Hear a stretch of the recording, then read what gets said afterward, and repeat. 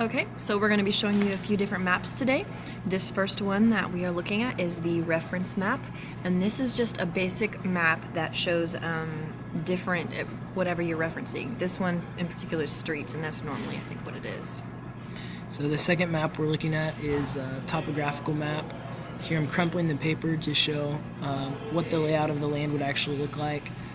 Then ISO lines are going to be used to represent similar ranges of elevation.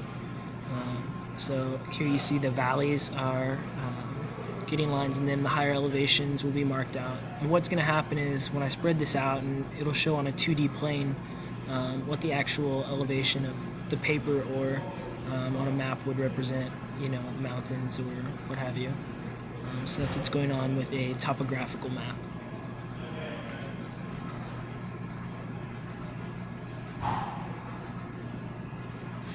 This next map is a planimetric map, and this is a map that is similar to the reference map. It has usually still streets and that element, which you see is being drawn right now. It's a little bit more detailed though, so this one actually has a more detailed street.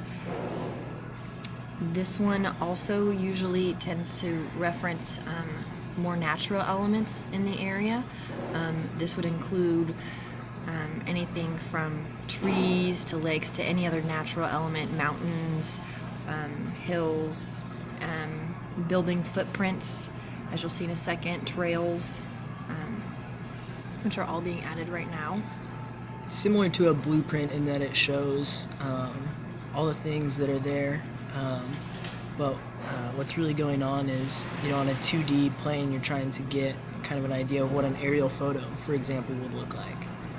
So that's kind of the basics of what's happening in a planimetric map. This one here is a thematic map, and here you're gonna. This one is a choropleth, and with that you're gonna use predetermined markers. So for here, like this would be, say, like county lines or state lines, something like that.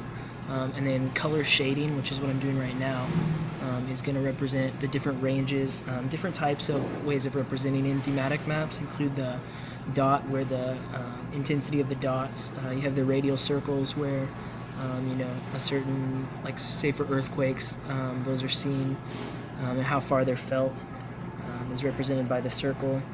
You have isorhythmic and isopleth maps also to demonstrate those sorts of things.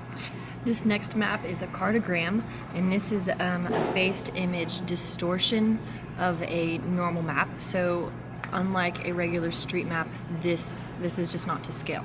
In this particular one, we reference the traffic flow. So in A, there is much more traffic than there will be in B or C, and that means that A is much larger than those other two are.